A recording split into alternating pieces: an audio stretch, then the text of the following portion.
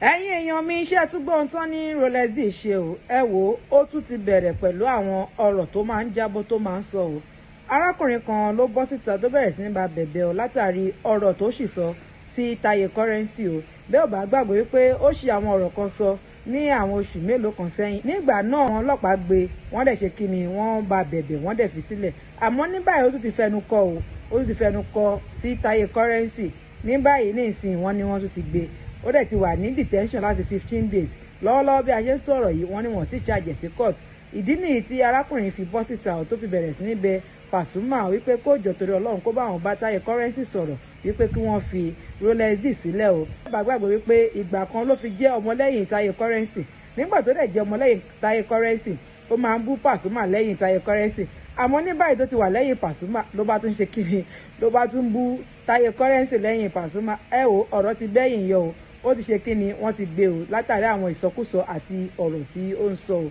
ẹ̀yin èèyàn mi ẹ jẹ́ ń gbé fọ́nrán náà sókè níbi tí arákùnrin ti ń yànnàná ọ̀rọ̀ ìtòdẹ̀ ti bẹ̀rẹ̀ sí bẹ gbogbo àwọn ènìyàn wípé kí wọ́n bá àwọn bẹ tayecurrency bàbá honorable pé kí wọ́n jọ o kí wọ́n rò wípé ọmọ kékeré ló ń ṣe kọ́ rò wípé ó ti fìgbà kan ṣe nǹkan tó dùn mọ́ wọn nínú rí kí wọ́n má wàá wo torí ohun tó ṣe báyìí kí wọ́n á fi dá ní ẹjọ́ wípé tó bá yẹ kó fẹ́ gbé lọ sí kóòtù ni kí wọ́n tètè jẹ́ kí wọ́n mọ̀ kí wọ́n lè dájọ́ rẹ̀ lásìkò wípé àmọ́ èyí tó fi wà ní detention tí wọ́n ti yanjú ọ̀rọ̀ yìí pé ó ní agbára pé kí wọ́n jọ kí wọ́n bá wọn bẹ bàbá honorable yẹn tayecurrency o ẹ jẹ́ ń gbọ́ fọ́nrán náà sókè níbi tí arákùnrin náà ti ń sọ̀rọ̀ tó ti ń bẹ̀bẹ̀ wípé kí wọ́n jọ kí wọ́n bá wọn bẹ tayecurrency. bẹ́ẹ̀ni mo mọ̀ pé fẹnu wa rọfù ni bẹ́ẹ̀ni mo mọ̀ pé kò ní street tó ti ní bẹ́ẹ̀ni a kì í mọ̀ tán please ẹ fara balẹ̀ gbọ́ fídíò mi lálẹ́ ṣẹ́rí fine Rolex Dee fuck up yes tó bá dé ta kó mọ̀ pé òun fuck up because kò wà street oriented rárá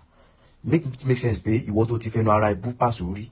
ẹ nígbà tó wà lẹ́yìn tayecurrency ìwọ yìí náà ló wà lọ kọ sẹ́yìn pàṣọ tó wà ń bú tayecurrency ó fuck up mo dẹ̀ sọ kọ́kọ́ nígbà kan tí gbogbo yín jáde fún tayecurrency gbà yẹn mo ní wípé ẹ ṣọ́ra láti máa bá wọ àárín àwọn méjì tó bá ti fìgbà kan fi dùnnú ló gbà rí yes ẹ ṣọ́ra láti dá sí ìjà èèyàn méjì tó bá ti fi ọjọ́ kan fi dùnnú ló gbà rí ẹ má kó sáàrin wọn gbà yẹn mú sọ fún yín pé ẹ má dá sí àárín àwọn méjèèjì because àwọn ẹni yìí wọ́n mọ̀ pé ẹni tó ṣe ohun tó dùn àwọn lẹ́yìn máa ṣe ẹni tó máa dùn mọ́ wọn lọ́la ṣùgbọ́n ẹ̀yin tẹ máa ń jẹ́bi fans wọn ẹ máa ń gbé sórí so kò kí ń jẹ́ kẹ́ mọ̀ wípé kò kí ń jẹ́ kẹ́ lè calculate irú nǹkan tí wọ́n ṣe ń sìn ó miscalculate gan big time. You be street nigga. I don't expect you to make that kind of mistakes. Ìwọ yìí tó ti fẹ́ náà rẹ̀ púpà sórí. Ṣé o gbọ́ nǹkan tára ti pàṣẹ wá sọ lẹ́nu ọjọ́ mẹ́ta ìṣá? He said òun ràn ẹnì kankan láti máa bóyá olórin kan nítorí òun. Yes, nǹkan tó sọ lè right. Wọ́n ní táwọn bá gbọ́ gan àwọn lè fọlọ́pàá mú yàn pò ń bú yàn kan nítorí àwọn. You should know that is a common sense talk. Yes. Because báwo ni wàá ṣe torí pé àwọn tó ń jọ ń tọwọ́ bọ̀ bìkan tó ń jọ ń jẹun bìkan náà. Ṣé torí pé yín gbé sórí? Oh, don't inherit anybody's enemy. It is not good. Na wetin nǹkan tó kó bá ilé bọ sí gbogbo ìwọ tó bá gbọ́ Yorùbá tó ń gbọ́ èdè tí mo sọ lálẹ́ ọmọ ni oníburú ká ló fẹ́ kún pàjẹ́ Rolex Dee náà dẹ̀ lélẹ̀ sí Alhaji tayecurrency àti Alhaji Pasuma a mọ̀ pé ó lè jẹ́ ọmọ burúkú sí ilé ni bọ̀ ṣe mọ̀ pé ọmọ burúkú ẹ̀ tó ti ṣe nǹkan tó dùn ilé ni ó lè ti jẹ́ pé ó ti ṣe nǹkan tó dùn mọ́ yín rí àbí ká mọ̀ pé ká tún gbà wípé ó máa ṣe ohun tó máa dùn mọ́ yín nú lọ́jọ́ ọ̀la so ẹ jọ̀ọ́ torí Ọlọ́run because now ká má parọ́ now you are supposed to charge him to court even if you want to do anything to him. But right now, he has been in detention for more than 15 days. I deliberately don't want to talk about it because mo believe pé ìgbà yẹn mo try láti bọ́ social media láti caution wọn pẹ̀lú ìgbà tí wọ́n tọ́fẹ́ máa kó sáàrin àwọn méjèèjì yẹn. But none of them listened then. But later no, mo wá ṣe ń wò okay now this is injustice. If he has done something wrong, tó bá ti ṣe kọ́ tó kò dáa, please sue him to court. Ẹ jọ̀ọ́ torí Ọlọ́run. Ẹ jọ̀ọ́ ẹ̀gbọ́n wa Káyọ̀dé Babayomi. I call on you, Daddy Gio. Ẹ̀yin human rights activist ẹ̀yin tẹ́ wà tó jẹ́ pé well respected tó jẹ́ pé ẹ̀gbọ́n mi ní Ìbàdàn mò ń pè yín ẹ jọ̀ọ́ take it back movement of Oyo State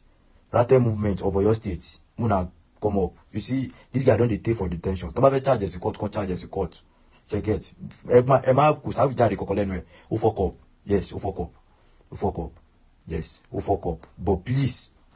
then ẹ̀yin fans boy and level rara that guy I check his page only more than 77,000 fans followers and none of you kò sẹ́ni kankan tó lè ṣe fídíò pé ẹjọ́ ẹ bá fi Rolex Dee lẹ̀ and this guy is giving you guys good music please for God's sake ẹjọ́ torí Ọlọ́run Alhaji Pasuma èmi gẹ́gẹ́ bí èèyàn kan ẹ wo ọmọ lèmi jẹ́ sí yín o mi yájú o ṣe yín bẹ́ẹ̀ ọwọ́ mi sókè ọwọ́ méjì fi hàn kan tó bá kọjá yóò dá hallelujah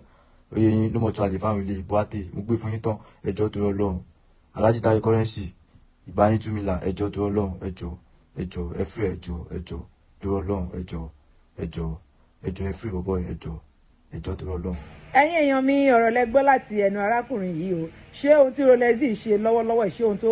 ohun tó bójú mu ni ṣó yẹ kó tiẹ̀ bọ́ sí gbòòrò kó tún máa jábọ́ ẹnu ẹ jẹ́ àmọ́ èròǹgbà yín nínú comment section àwa nínú ìjù báyìí lọ lábala ibi báyìí bí ìròyìn yẹn bá ṣe ń jáde láàmú àmú wá sí ti gbọ́ yín ẹ má gbàgbé láti tẹ follow button kẹ́ bá mi ṣe kíni kẹ́ bá mi like kẹ́ dẹ̀ bá mi share ẹ ṣé o ó dìgbà kan náà.